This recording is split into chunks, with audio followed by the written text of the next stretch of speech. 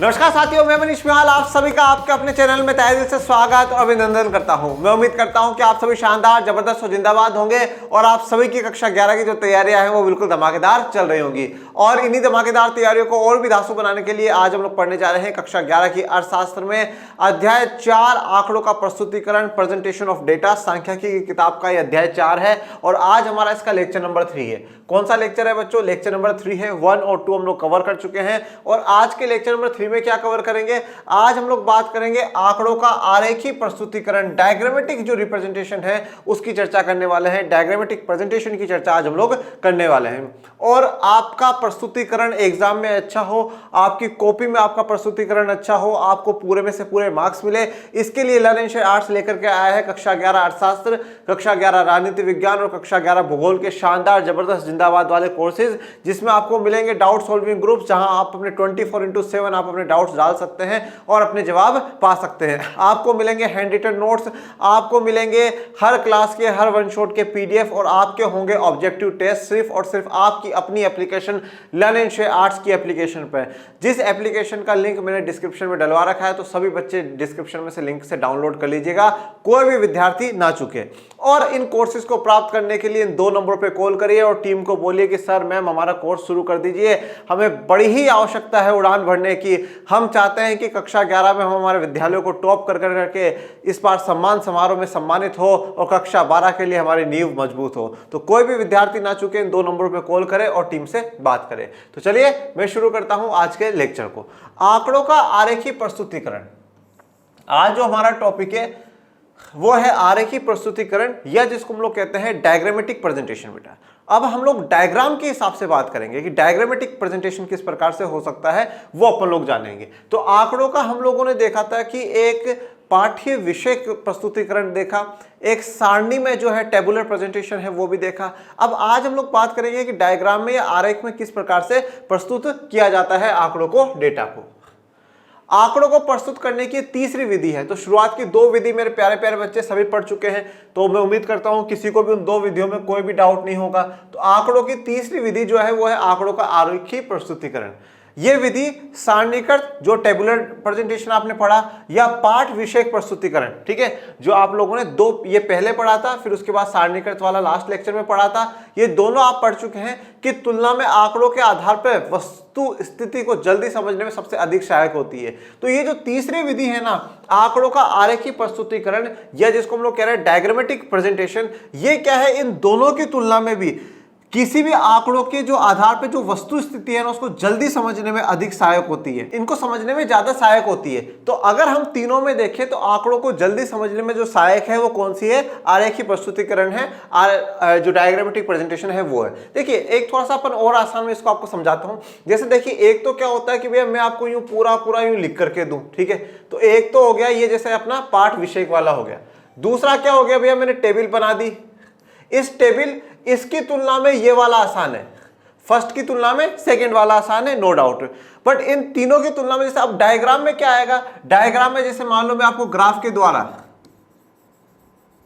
द्वारा दर्शा दूं कि हाँ बेटा ये वाला इस प्रकार से है, ये वाला इससे है, तो आप थोड़ा सा आसान तरीके से समझ जाओगे। इसके अलावा अगर अपन देखें, आप लोगों ने पाई डायग्राम देखे होंगे, क्यों सर्किल बना हुआ है और उसमें इतना परसेंटेज इसका, इतना परसेंटेज इसका, इतना परसेंटेज इसका, इतना परसेंटेज इसका, इस प्रकार से। तो इन दोनों की तुलना में अगर समझना ज्यादा आसान कहीं रहता है तो किसमें रहता है? तीसरे वाले में। इस आंकड़ों के आरेखी प्रस्तुतिकरण, इस प्रेजेंटेशन जो है डायग्रामेटिक, इसमें समझना आसान रहता है। और जैसा कि जब आप क्लास 12th में आओगे ना बच्चों, तो क्लास 12th में 2 किताबें चलेंगी आपके, एक है व्यष्टि अर्थशास्त्र और एक है समष्टि अर्थशास्त्र। बेटा व्यष्टि अर्थशास्त्र जो पूरी है, जिसको हम इंग्लिश में माइक्रो इकोनॉमिक्स कहते हैं, वो पूरी की पूरी किस पर डिपेंडेंट है? ग्राफ पर डिपेंडेंट है। पर वहां पर हम लोग ग्राफ को ग्राफ ना बोल करके क्या बोलते हैं? कर्व बोलते हैं बेटा, वक्र बोलते हैं। आप लोगों को कक्षा 10 के बाद 11वीं 12वीं में इकोनॉमिक्स लेने के बाद बड़े बदलाव देखने को मिलेंगे। हम लोग यहाँ पे कुल को कुल नहीं सकल बोलते हैं, टोटल को सकल बोलते हैं, ग्रोस बोलते हैं। यहाँ पर अपन लोग आप आगे जाकर के जानेंगे कि बहुत सी चीजें बदल चुकी है। जो आप मैथ्स में कुछ बोला करते थे, अब इकोनॉमिक्स में अपन उनका और तरीके से प्रयोग करेंगे। तो यहाँ पर आप मैथ्स में ग्राफ यूज करते थे, अब अपन उनको कर्व बोलेंगे। जो डायरेक्ट कॉपियों में ही बन जाते हैं, जिनके लिए बोर्ड की तरफ से कोई ग्राफ नहीं आता है या हमें भी नहीं ले जाना पड़ता। तो मतलब ये कर्व वाला तरीका थोड़ा आसान है, सस्ता सुलभ है कि ग्राफ भी हमें नहीं खरीदना पड़ता। तो क्लास 12th में ये आपके और भी काम आएगा। आंकड़ों के आरेखीय प्रस्तुतिकरण से संख्याओं में निहित अमूर्तता कम हो जाती है और वे अधिक मूर्त एवं आसानी से समझने योग्य बन जाते हैं। अब आंकड़ों के आरेखीय प्रस्तुतिकरण से जब हम डायग्रामेटिक प्रेजेंटेशन करते हैं तो संख्याओं में कोई कमी रहती है या अस्पष्टता रहती है, कोई चीज स्पष्ट नहीं रहती है, तो वो क्या हो जाती है, अधिक मूर्त मतलब स्पष्ट और आसानी से समझने योग्य बन जाती है। क्योंकि जब हम डायग्रामेटिक प्रेजेंटेशन कर रहे हैं, जैसे फॉर एग्जांपल एक मैं बोलूं किसी बच्चे के 24.5 मार्क्स आए हैं 30 में से। अब मैंने क्या करा, ये जैसे मान लीजिए बार ग्राफ बना दिया और मैंने ये जैसे यहां पर 25 था और यहां पर 24 था, मैंने इसके बीच में से दिखा दिया। तो अभी थोड़ा सा आसान हो गया कि 24-25 के बीच में तो 24.5 आए होंगे। अभी वहां पर टेबुलर में हम ये लोग काम नहीं कर सकते, पाठ विषयक में लिखेंगे तो वहां थोड़ी समस्या आएंगी। तो टेबुलर प्रेजेंटेशन इन सब की तुलना में ये वाला थोड़ा सा आसान है, स्पष्टता और आसानी से समझने योग्य हमारे लिए बना देता है डेटा को। सारणी में प्रस्तुत किए गए आंकड़ों की अपेक्षा आरेखीय प्रस्तुतिकरण में आंकड़ों की परिशुद्धता थोड़ी कम हो सकती है, किंतु ये सारणी की तुलना में अधिक प्रभावी होते हैं। तो सारणी में प्रस्तुत किए गए जो आंकड़े हैं, जो टेबल में हम प्रस्तुत करते हैं जो डेटा, उसकी तुलना में उसकी अपेक्षा में आरेखीय प्रस्तुतिकरण डायग्रामेटिक प्रेजेंटेशन आंकड़ों की परिशुद्धता थोड़ी कम हो सकती है, किंतु ये सारणी की तुलना में अधिक प्रभावी होते हैं। हाँ, हो सकता है परिशुद्धता जो हो वो थोड़ी कम हो, बट ये थोड़े प्रभावी ज्यादा होंगे, मतलब इनको थोड़ा समझना आसान होगा, समझने के लिए थोड़ा सा ईजी हो जाएंगे। सामान्यतः कई प्रकार के आरेखों का प्रयोग होता है, इनमें से कुछ महत्वपूर्ण इस प्रकार से। तो देखिए कौन कौन से। सबसे पहले जो जानते हैं वो है ज्यामितीय आरेख, जिसको हम लोग कहते हैं ज्योमेट्रिक डायग्रामेटिक रिप्रेजेंटेशन, ठीक है। उसके बाद आता है दूसरा बारंबारता आरेख, जिसको फ्रीक्वेंसी के नाम से जाना जाएगा। तीसरा है अंकगणितीय रैखिक आलेख, ये आरेख होगा बेटा, ठीक है। अंकगणितीय अर्थमेटिक लीनियर जो प्रेजेंटेशन है उसकी चर्चा करेंगे। तो तीन प्रकार के होते हैं आरेख डायग्रामेटिक प्रेजेंटेशन में, हम तीन की चर्चा करेंगे। ज्योमेट्रिक वाले की चर्चा करेंगे, बारंबारता की चर्चा करेंगे और अंकगणितीय रैखिक आरेख है इसकी चर्चा करेंगे। ओके, तो यहाँ पे जैसे डेटा को डिस्कस करते हुए एक तस्वीर आप लोगों को दिखाई गई। अब सबसे पहले हम लोग बात कर लेते हैं ज्यामितीय आरेख, या जिसको हम लोग कहते हैं जियोमेट्रिक डायग्राम। कौन सा है? Geometric diagram. दंड आरेख तथा वर्त आरेख ज्यामितीय आरेख की श्रेणी में आते हैं। तो कौन कौन सा आ रहा है? दंड आरेख। ये दंड वो वाला नहीं है जो सजा दी जाती है, ठीक है, ये वो वाला दंड नहीं है। और ये वाली वो वाली दंड बैठक भी नहीं है, ऐसे ऐसे लगाते हैं ना, वो वाली दंड बैठक भी नहीं है। ये दंड आरेख और वर्त आरेख क्या होते हैं? दंड आरेख की चर्चा जब हम करते हैं तो इसको इंग्लिश में कहा जाता है बेटा बार डायग्राम। कौन सा डायग्राम है? बार डायग्राम। और वर्त आरेख को हम लोग क्या कहेंगे? पाई डायग्राम।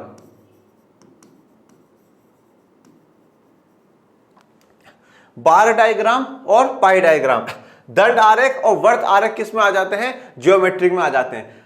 तो अपन को तीन पढ़ने, पहला है हम जियोमेट्रिक के बारे में पढ़ रहे हैं। इस जियोमेट्रिक में हम लोग जो दो कवर करेंगे वो कौन कौन से करेंगे? दंड आरेख, बार डायग्राम को कवर करेंगे और पाई डायग्राम को कवर करेंगे।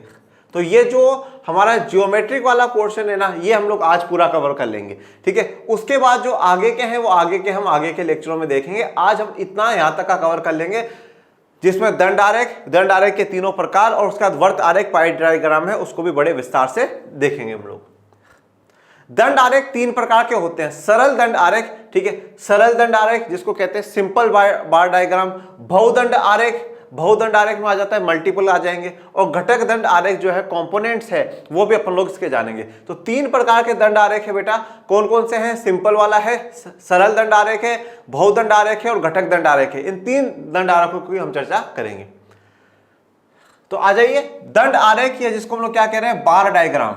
ये इंग्लिश के नाम याद रखिएगा बेटा, क्योंकि देखो मैं पहले भी कहता हूं और आज भी वापस कहता हूं कि थोड़ा बहुत क्या होता है, दो बातें हैं। पहली बात तो क्या है कि कुछ शब्द ऐसे होते हैं जो हिंदी में ज्यादा आसान होते हैं एज कंपेरिजन टू इंग्लिश, और कुछ ऐसे शब्द होते हैं जो हिंदी की तुलना में इंग्लिश में आसान लगते हैं। अब दंड आरेख से कुछ समझ में नहीं आता है, ठीक है, पर बार डायग्राम से अपन बचपन से सुनते हुए आ रहे, तो बार डायग्राम थोड़ा आसानी से समझ में आ जाएगा। दूसरी बात क्या है कि जनरली जब कहीं डिस्कशन होता है और कुछ होता है तो बार डायग्राम शब्द का प्रयोग करा जाता है। दंड आरेख मैंने भी आज तक कभी कहीं सुना नहीं कि नहीं साहब दंड आरेख बना करके दिखाइए, बार डायग्राम ज्यादा प्रयोग होता है, तो आप बार डायग्राम जो मेन वर्ड्स है ना उनका इंग्लिश आप याद रखेंगे तो ज्यादा बेहतर होगा आपके लिए भी, आपके एग्जामिनेशन पॉइंट ऑफ व्यू के लिए भी। और जनरली वैसे तो क्या होता है जब पेपर बनता है, पर स्कूल में 11th में हो आप लोग तो स्कूल में तो हिंदी मीडियम में तो हिंदी में पेपर बनेगा, इंग्लिश मीडियम वालों का इंग्लिश में बनता है। पर जैसे आप 12th में जब बोर्ड में जाओगे ना तब क्या होगा कि पेपर इंग्लिश में भी आएगा और हिंदी में भी आएगा। जो आपको सुटेबल होता हो, जो आपको जिस भी भाषा में समझ में आता हो, आप उसका समझ करके आंसर अपने हिंदी में लिख सकते हो। जैसे अगर आप वहां पे जैसे मान लीजिए कोई क्वेश्चन आ गया कि हाँ भाई ये क्वेश्चन, अब आपको हिंदी में कोई शब्द नहीं समझ में आ रहा, पर आपने उसका इंग्लिश देखा, आपको लगा यार ये तो सर ने पढ़ाया था अपन को, इजी है ये वर्ड तो आता है मुझे, तो वो लिख दो बस। फिर वो जहां इंग्लिश वाले वर्ड की जगह हिंदी का प्रयोग करते हैं लिख दो। तो हमें थोड़ा सा बैरियर नहीं बनाना चाहिए, रोकना नहीं चाहिए खुद को कि नहीं साहब हम तो यही वाले जो है इसी भाषा के हिसाब से देखेंगे और इसी में समझ में आएगा तो करेंगे, नहीं तो छोड़ देंगे, ऐसा नहीं है। पहले है सरल दंड आरेख की चर्चा करते हैं, सिंपल बार डायग्राम। सरल दंड आरेख के अंतर्गत समान अंतरालों तथा समान विस्तार वाले आयताकार दंडों का एक समूह प्रत्येक श्रेणी वर्ग के आंकड़ों को दर्शाता है। दंड की ऊंचाई या लंबाई आंकड़े के परिमाण को प्रकट करती है। तो सरल दंड आरेख जो है सिंपल बार डायग्राम, उसके अंतर्गत समान अंतराल, जो आपने क्लास इंटरवल पढ़ा था, तो जहां पे सेम क्लास इंटरवल होगा, जहां पर सेम क्लास इंटरवल होगा उसका विस्तार समान होगा। आयताकार दंड, आयताकार मतलब ये जो रेक्टेंगल से बने हुए, ये रेक्टेंगल वाले जो दंड है उनका एक समूह प्रत्येक श्रेणी या किसी वर्ग के आंकड़ों को दर्शाएगा, एक कैटेगरी या किसी चीज को वहां पे दर्शाएगा। दंड की ऊंचाई जो है वो और दंड की जो लंबाई है उसके परिमाण को प्रकट करती है कि साहब वो कितना है। जैसे अभी ऊंचाई दिखा रही है कि साहब जो भी इस, जैसे ये बनते यूं है बेटा ये, तो जैसे मान लीजिए मैंने ये बनाया है तो वो यहाँ दर्शा रहा है, यहाँ पे मैंने कौन सी चीज दिखाई है और यहाँ पे मैं कौन सी चीज दिखा रहा हूं, तो वो यहाँ से यहाँ तक इसमें कवर कर रहा है और यहाँ से यहाँ तक इसमें कवर कर रहा है, तो ये पूरा इससे पता चलता है। दंड का निचला छोर आधार रेखा को इस प्रकार स्पर्श करता है कि दंड की ऊंचाई 0 इकाई से शुरू होती है। तो दंड का जो निचला छोर है आधार रेखा को इस प्रकार से स्पर्श करता है कि जो दंड की ऊंचाई है वो 0 इकाई से शुरू होती है। तो देखिए इसने इस प्रकार से छू रखा, बिल्कुल यहां से छू रखा है, तो इसकी जो ऊंचाई है वो 0 से शुरू हो रही है ना, यहां से शुरू होती फिर बढ़ेगी वो। ओके, यही बात उस पॉइंट में बोली गई है। दंड आरेख के दंडों की सापेक्ष ऊंचाई को देखकर आंकड़ों को अपेक्षाकृत आसानी से समझा जा सकता है। तो अब अगर आप इस प्रकार से देखोगे, जैसे मान लो मैं ये कहूं कि भैया ये x के नंबर है इकोनॉमिक्स में, ये y के नंबर है, ये z के नंबर है, ये ए व्यक्ति है उसके नंबर है। अब मुझे पूछा गया कि भैया इनमें आप ऑर्डर में बताओ सबसे ज्यादा किसके और सबसे कम किसके हैं। तो मैंने देखा यहाँ पे मुझे देख कर ही पता चल रहा है सबसे ज्यादा y के, फिर x के, फिर a के और फिर z के। फिर मैं बता दूंगा कि ये देखो y के सबसे ज्यादा, x के सबसे ज्यादा, a के, तो उसके बाद और फिर z के सबसे कम नंबर है। तो इस प्रकार से आप इसकी ऊंचाई देख करके आसानी से पता लगा सकते हो कि भैया किसके कितने हैं। तो मतलब आपको डेटा थोड़ा और भी आसान हो गया, आपको आसानी से समझ में आ जाएगा। इसके लिए आंकड़ों बारंबारता वाले या गैर बारंबारता वाले दोनों प्रकार के हो सकते हैं। तो आंकड़े इसमें जो फ्रीक्वेंसी वाले हैं वो भी हो सकते हैं और नॉन फ्रीक्वेंसी वाले हैं, बारंबारता और गैर बारंबारता वाले दोनों हो सकते हैं, ये आप पहले पढ़ चुके हैं। गैर बारंबारता वाले आंकड़ों में किसी खास विशिष्टता जैसे उत्पादन, फसल, जनसंख्या आदि को विभिन्न समयों या विभिन्न राज्यों के आधार पर लिया जाता है और विशिष्टताओं के मूल्य के अनुरूप दंडों को आरेख की ऊंचाई के रूप में रखा जाता है। तो अब जो गैर बारंबारता है, नॉन फ्रीक्वेंट है, उसमें क्या आ जाएगा, कोई उत्पादन की खास विशिष्टता जो है उसकी बात कर रहा है, उत्पादन आ जाएगा, फसल आ जाएगा, जनसंख्या की बात हो जाएगी। विभिन्न समय पर, अलग अलग समय पर, अलग अलग राज्यों के आधार पर लिया जाता है। ठीक है, अलग अलग समय पर अलग अलग राज्यों के आधार पर लिया जाएगा। विशिष्टताओं के जो मूल्य हैं, मतलब उसकी जो वैल्यूज है, उनके अनुरूप दंडों की आरेख की ऊंचाई के रूप में रखा जाता है। तो भैया उसके क्या मूल्य हैं, क्या वैल्यूज है, उस बेसिस पे अपन देखेंगे। जैसे फॉर एग्जांपल मान लो अपन जनसंख्या के आधार पे कर रहे हैं, तो भैया इधर जैसे एक तरफ क्या कर दिया, ईयर लिख दी और एक तरफ करोड़ में जनसंख्या लिख दी। भाई 2011 में इतनी जनसंख्या, 2021 में इतनी, 2001 में इतनी, इस प्रकार से अपन दिखा सकते हैं। तो जिन बेसिस पे अपन लोग कंपेरिजन कर रहे हैं वो इस प्रकार से शो कर देंगे। विशिष्टताओं का मापा हुआ, गणना किया हुआ मान प्रत्येक मान की पहचान को बनाए रखता है। तो विशिष्टताओं का जो मापा हुआ, जो हमने गणना कर रखी है, उसका मान प्रत्येक मान की पहचान को बनाए रखता है, दिखाता है कि साहब ये इसकी पहचान है, जो भी आपका डेटा आप लोगे वो। चलिए अब ये चित्र 4.1 देखिए, आपकी टेबल, ये जो आपका जो चित्र है ये दिखा रखा आपकी एनसीईआरटी का ही है। मैं कोशिश यही करता हूं कि ज्यादा से ज्यादा कवरेज एनसीईआरटी में हो, क्योंकि ज़्यादातर बच्चों के पास होती भी और मेन सोर्स हमारा हमेशा पढ़ाने का एनसीईआरटी ही रहा है, तो एनसीईआरटी पे ही देख लेते हैं। चित्र 4.1 2011 में भारत के प्रमुख राज्यों की क्या है साक्षरता दर है कि वो कितने पढ़े लिखे हैं। पुरुषों को साक्षरता दर में भी किसकी बात करें, पुरुषों को दिखाता हुआ एक दंड आरेख, एक बार डायग्राम बनाया गया। इधर है साक्षरता दर 0%, 10%, 20%, 30%, 40%, 50%, 60%, 70%, 80, 90, 100% है।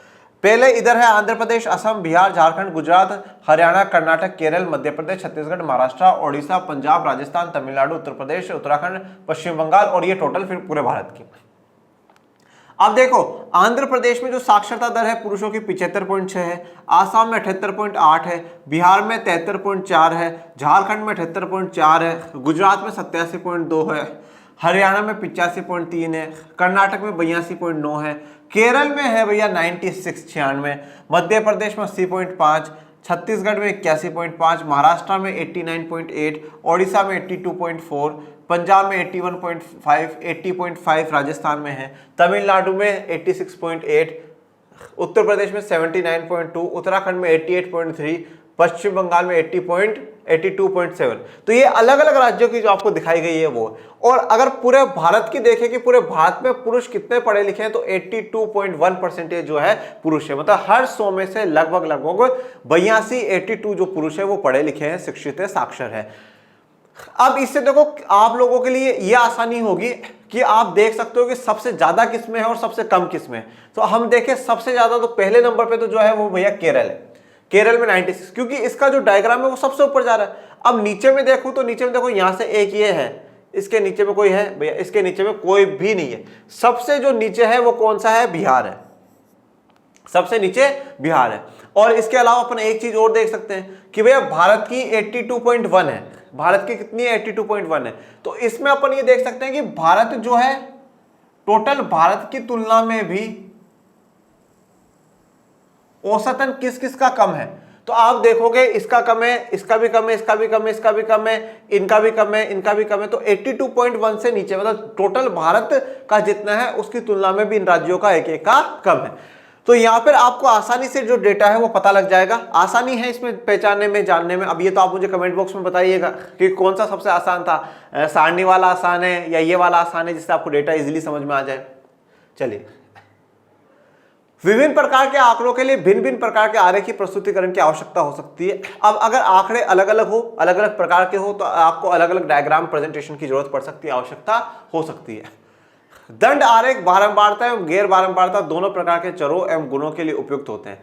विविक्त चर जैसे परिवार के आकार, पाछे पर बिंदु, परीक्षा में प्राप्त ग्रेड आदि और लिंग, धर्म, जाति, देश इत्यादि गुण दंड आरेख के द्वारा प्रस्तुत किए जा सकते हैं। तो दंड आरेख बारंबारता हो, गैर बारंबारता हो, चरों में, गुणों में, किसी पे भी, सब पे बन सकता है, ये ऐसे किसी स्पेशल पे नहीं है। विविक्त चर जो है डिस्क्रिट जो वेरिएबल्स है उस पर भी बन सकता है, चाहे वो परिवार का आकार हो, परीक्षा में प्राप्त अंक हो, लिंग हो, धर्म हो, जाति हो, किसी भी आधार पे आप बना सकते हैं। दंड आरेख गैर बारंबारता आंकड़ों को प्रस्तुत करने के लिए अधिक सुविधाजनक होते हैं, जैसे कई वर्षों के लिए आय व्यय लेखा, आयात निर्यात आदि। अब जो दंड आरेख है ना, गैर बारंबारता जो आंकड़े हैं उनको प्रस्तुत करने के लिए और भी अधिक सुविधाजनक होता है, ज्यादा बेहतर होता है। जैसे कि उदाहरण के तौर पे कई वर्षों के लिए आय और व्यय का लेखा, कि भाई कई सालों में कितना हमारा इनकम हुई है, कितना हमारा एक्सपेंडिचर हुआ है, कितना हमारा आयात हुआ है, कितना हमारा निर्यात हुआ, इंपोर्ट एक्सपोर्ट कितना हुआ है, इन सारी जानकारियों के लिए आसानी से बन जाता है। जिस वर्ग का दंड अधिक लंबा है, जैसे केरल में साक्षरता, वह किसी दूसरे वर्ग पश्चिम बंगाल की साक्षरता की अपेक्षा विशेषता की अधिक माप दिखाता है। तो जिस वर्ग का दंड अधिक लंबा होगा, जिस वर्ग का जो डायग्राम है वो ज्यादा लंबा होगा तो वो ज्यादा विशेषता को दर्शाएगा। जैसे हमने देखा केरल है, केरल का सबसे बड़ा है, तो ये क्या दर्शा रहा है, वहां पे एक विशेषता क्या है कि इस राज्य में साक्षरता दर सबसे ज्यादा है। जितने भी राज्यों के साथ तुलना करी गई है उन राज्यों में सबसे ज्यादा है। बिहार की तुलना करें तो देखेंगे कि बिहार में साक्षरता दर सबसे कम है। और हम ये भी देख सकते हैं कि पूरे भारत की तुलना में भी औसतन जो है किन किन राज्यों की कम है। जैसे कि पश्चिम बंगाल की साक्षरता दर की अपेक्षा जो है केरल है उसकी ज्यादा है साक्षरता दर। दंडों का प्रयोग जिन्हें स्तंभ भी कहते हैं, तो हम लोग ये जो बना रहे हैं इन्हें हम लोग क्या है, दंड तो कहते हैं, बाड़ तो कहते ही हैं, इसके साथ स्तंभ या पिलर भी कह सकते हैं। सामान्यतः काल श्रेणी के आंकड़ों के प्रस्तुतिकरण के लिए किया जाता है 1980 से 2000 के बीच अनुत्पादन कार्य, सहभागिता दर में एक दशक में उतार चढ़ाव, कई वर्षों के दौरान पंजीकृत बेरोजगारी, साक्षरता दर आदि। तो ये जो दंडों का प्रयोग है, ये स्तंभ वाला, इनका काल श्रेणी के लिए भी प्रयोग किया जाता है। काल श्रेणी का मतलब क्या है? टाइम पीरियड के हिसाब से। जैसे अभी अपन लोगों ने देखा कि उस टाइम 2011 तक जो है साक्षरता दर क्या थी, उसके अलावा कुछ वर्षों में जो अन्न है उसका कितना उत्पादन हुआ है, सहभागिता कितनी है, उसमें उतार चढ़ाव कितना आ रहा है, बेरोजगारी कितनी है, साक्षरता दर कितनी है, इन सबको लेकर के। दंड आरेख के कई रूप हो सकते हैं, जैसे कि बहुदंड आरेख और घटक दंड आरेख। तो अपन ने 3 दंड आरेख पढ़े थे, सिंपल वाला हो गया, अब सिंपल के बाद अपन लोग बहुदंड आरेख देखेंगे और फिर घटक दंड आरेख देखेंगे। ओके, फिर जो दंड आरेख का जो टॉपिक है बार डायग्राम का, वो कंप्लीट हो जाएगा, फिर पाई डायग्राम पर हम लोग आ जाएंगे।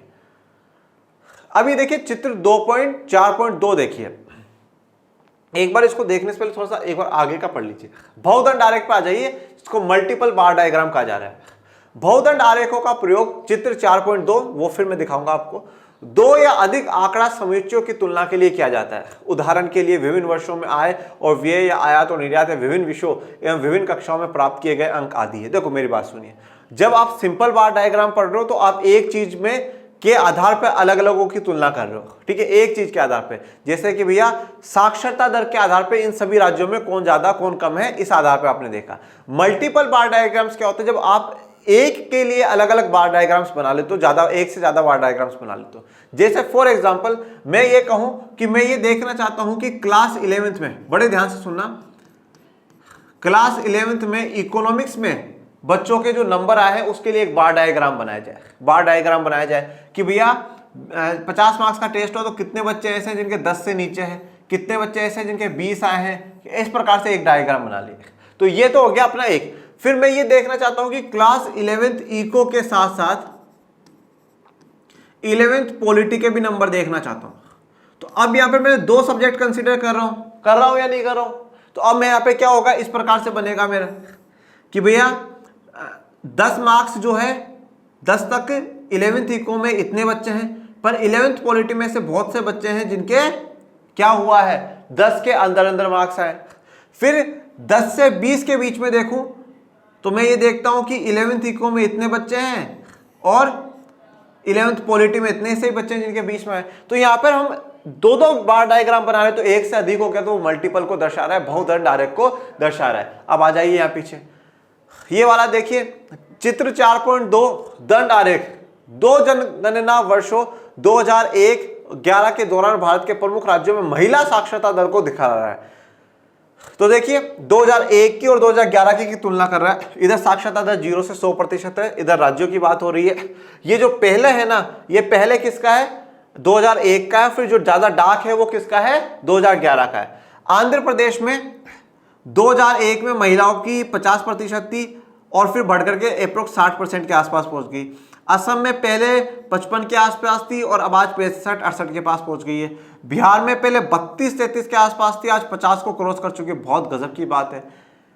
झारखंड में जो पहले थी 38 के आसपास थी और अब 58 के आसपास पहुंच चुकी है। इस प्रकार से सभी राज्यों के आप देख सकते हैं। केरल पे आ जाइए, केरल पे मेन फोकस कर देते हैं थोड़ा सा, क्योंकि सबसे ज्यादा रखता है केरल। तो ये पहले कितनी थी, 88 के आसपास थी और अब 90 को भी क्रॉस करके 91-92 महिलाओं की साक्षरता दर पहुंच चुकी है। ये सभी राज्यों की इस प्रकार से दिखा रखी है। जो पहला स्तंभ है वो 2001 में महिलाओं की साक्षरता दर कितनी थी और दूसरा जो स्तंभ है वो ये दर्शा रहा है कि 2011 में महिलाओं की साक्षरता दर कितनी थी, ये दिखाया गया। तो 2001 और 2011 में 2 तुलना हमने करी है कि 1 में और 11 में, इनमें दोनों में महिलाओं की साक्षरता दर क्या थी अलग अलग विभिन्न राज्यों में, ये यहां पर दर्शाया गया है। इसलिए मल्टीपल बार डायग्राम बनाया जाता है, बहुदंड आरेख बनाए जाते हैं। अब आ जाते हैं घटक दंड आरेख पे। किस पे, घटक दंड आरेख या कंपोनेंट बार डायग्राम। घटक दंड आरेख चित्र 4.3 या चार्ट, जिन्हें उप आरेख भी कहा जाता है, का प्रयोग विभिन्न घटकों, ऐसे तत्व या भाग जिनमें वस्तु का निर्माण होता है, के आकारों की तुलना करने के लिए तथा इन घटकों तथा उनके अभिन्न अंगों के संबंधों पर प्रकाश डालने के लिए किया जाता है। तो घटक दंड आरेख जो है उन्हें उप आरेख भी कहा जाता है और इनमें जो विभिन्न घटक होते हैं उनका प्रयोग करा जाता है कि जैसे कि जिससे उस चीज का निर्माण हुआ हो, उन चीज का पूरा बना हो। अभी देखो मैं आपको एग्जांपल दिखाऊंगा, जब पूरा डायग्राम दिखाऊंगा तो आपको समझ में आ जाएगा। पहले आप उसी पे आ जाइए। ये देखिए चित्र 4.3 बिहार के एक जिले में प्राथमिक स्तर पर जो नामांकन है बहुदंड आरेख के द्वारा दर्शाया गया है। तो इसमें देखो ये छात्र हैं, ये छात्राएं हैं और ये सभी। स्त्रोत कहां से, सारणी 4.7 से लिया गया है। विद्यालय में नामांकित नहीं और विद्यालय में नामांकित, तो इतना जो है ना, ये जो लाइट में दिख रहा है इसमें आपको देखने को मिल रहा है 91.5% बच्चे क्या है, नामांकित है, और बाकी 8.5 बच्चे ऐसे हैं जो नामांकित नहीं है। तो देखो पूरा जो स्कूल बनता है वो छात्र छात्राओं से, और पूरे जिले में जो है बच्चे नॉमिनेटेड, कितने स्कूलों में नाम लिखा हुआ, कितनों का नहीं लिखा हुआ, उससे बना हुआ है। तो इतने बच्चे हैं जिनका नाम लिखा हुआ है और इतने बच्चे हैं जिनका नहीं लिखा हुआ। अब छात्राएं मतलब जो गर्ल्स है 58.6 लड़कियों का नाम लिखा हुआ, 41.4 का नहीं लिखा हुआ। टोटल देखूं तो 78 बच्चे हैं जिनका नाम लिखा हुआ पर 22 का नाम नहीं लिखा हुआ। तो जो अलग अलग चीजों को एक साथ मिक्स करके यहां पे दर्शाया गया है। उदाहरण के लिए विभिन्न उत्पादों की बिक्री से प्राप्त धन किसी प्रारूपी भारतीय परिवार के व्यय की मदद, जैसे खान पान, किराया, दवा, शिक्षा, बिजली आदि घटक, आय और व्यय के लिए बजट, परिव्यय, जनसंख्या, श्रम शक्ति के घटक आदि घटक दंड आरेखों को सामान्यतः उपयुक्त छायाओं या रंगों से भरा जाता है। तो देखिए विभिन्न उत्पादों की बिक्री से प्राप्त धन, जो आपने अलग अलग उत्पाद बेचे हैं उनसे प्राप्त जो धन हुआ है वो है। किसी प्रारूपी भारतीय परिवार के जो व्यय है, जो उसने खर्चा करा है, उसके बारे में उसने कहाँ खर्च करा है, खान पीन पे कितना खर्च करा है, किराए पे कितना खर्च करा। अब इसमें ऐसे दर्शाया जा सकता है, जैसे मान लीजिए किसी की इनकम 10,000 रुपये है, तो ये 10,000 का लिख लिया, इसमें दिखा दिया कि साहब 2,000 रुपये तक तो जो खर्च हुए हैं वो एजुकेशन पे हुए हैं, 1,000 मेडिकल फैसिलिटीज़ पे हुए हैं, 3,000 किराए पर हुए हैं, और जो बाकी का जो है 4,000 अदर्स में हुआ गया। इस प्रकार से अलग अलग रूप में दर्शाया जा सकता है। आय और व्यय के लिए जो बजट बनता है उसकी जनसंख्या, श्रम शक्ति आदि को दर्शाया जा सकता है, और ये उपयुक्त जो छाया है या रंग है उससे दर्शाया जा सकता है। इसको अलग रंग से दिखा दिया, इसको अलग रंग कर दिया, इसको अलग रंग कर दिया, इसको अलग रंग कर दिया, और फिर साइड में या कहीं पे लिख दिया जाएगा कि साहब ये वाला जो रंग है वो इस चीज के लिए दर्शाया गया है, ये खाने के लिए दर्शाया गया है, ये उस चीज के लिए, ये उस चीज के लिए। ऐसे किसी घटक दंड आरेख के अंतर्गत 2 या 2 से अधिक घटकों को दंडों उसके उपभोगों के द्वारा प्रकट किया जाता है। तो किसी दंड आरेख के अंतर्गत 2 या 2 से अधिक जो घटक होते हैं उनको दंड या उपभोगों के द्वारा प्रकट किया जाता है। जैसे कि अभी मैंने कहा कि भैया यहाँ पे छात्रों का कितना नाम लिखा हुआ है, कितनों का नहीं लिखा हुआ, गर्ल्स कितनी है जिनका नाम लिखा हुआ है, कितने का नहीं, और ये टोटल पे आ जाता है। तो जो 2 घटक है कि कितनों का लिखा हुआ, कितनों का नहीं, उस प्रकार से इसमें दर्शाया जा रहा है। उदाहरण के लिए दंड के द्वारा 6 से 14 आयु वर्ग के सभी बच्चों की जनसंख्या को प्रदर्शित कर सकते हैं। ये घटक नामांकित और गैर नामांकित बच्चों का अनुपात दर्शाते हैं, जो भी आपको उसमें दिखाया गया था चित्र 4.3 में। घटक दंड आरेख के अंतर्गत लड़के, लड़कियां और आयु विशेष के बच्चों के कुल योग को भिन्न भिन्न घटक दंडों द्वारा प्रदर्शित किया गया है, जैसा चित्र 4.3 में दिखाया गया है। तो ये जो लड़के हैं, कितनों लड़कों का नाम लिखा हुआ है, कितनों का नहीं लिखा हुआ, लड़कियों में से कितनों का नाम लिखा हुआ, कितनों का नहीं लिखा हुआ, और टोटल में उस जिले में कितने बच्चे स्कूल जा रहे हैं और कितने नहीं जा रहे हैं।